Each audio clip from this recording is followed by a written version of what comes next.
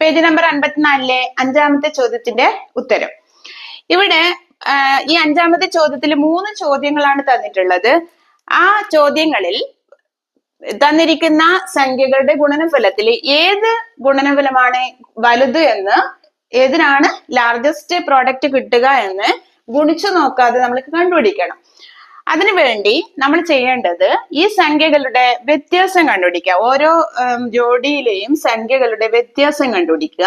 75 minus 25 കുറയ്ക്കുമ്പോൾ നമുക്ക് എത്ര കിട്ടും? 75 25 കുറച്ച് 50 കിട്ടും അല്ലെ?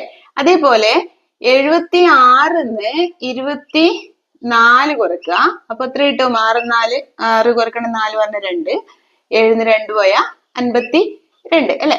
അപ്പൊ ഈ 2 ഉത്തരങ്ങളെ താരതമ്യം ചെയ്യുമ്പോൾ ഏതിനാണോ ചെറിയ ഉത്തരം കിട്ടുന്നത് അതായിരിക്കും, അതിന്റെ ഗുണനഫലമായിരിക്കും വലുത് ഉണ്ടാവുക. അപ്പൊ ഇവിടുത്തെ ഉത്തരങ്ങൾ താരതമ്യം ചെയ്യുമ്പോൾ ഇത് 50 52 അല്ലെ? അപ്പൊ 50 ആണല്ലോ ചെറിയ സംഖ്യ. അതുകൊണ്ട് 75 ഗുണിക്കണം 25ന്റെ ഗുണനഫലമായിരിക്കും വലുത്. അപ്പൊ ഗുണനഫലം ഏതായിരിക്കും വലുത്? പ്രോഡക്റ്റ് വലുത് ഏതായിരിക്കും? ലാർജസ്റ്റ് പ്രോഡക്റ്റ്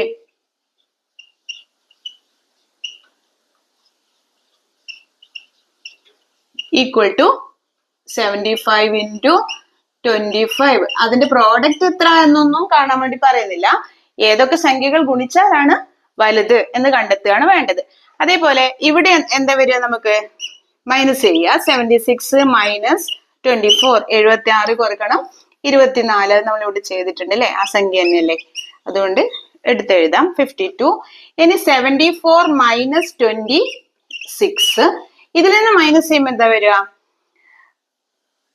8 അല്ലെ? 48.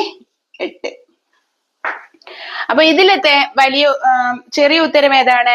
ചെറുത് 48. അപ്പൊ ഇതായിരിക്കും വലിയ പ്രോഡക്റ്റ് വരിക. ലാർജസ്റ്റ് പ്രോഡക്റ്റ് ഏതാ?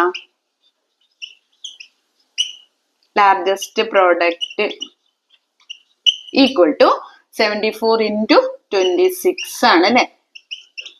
അടുത്തത് 10.6 into 9.4 10.6 into 9.4 അല്ലെ?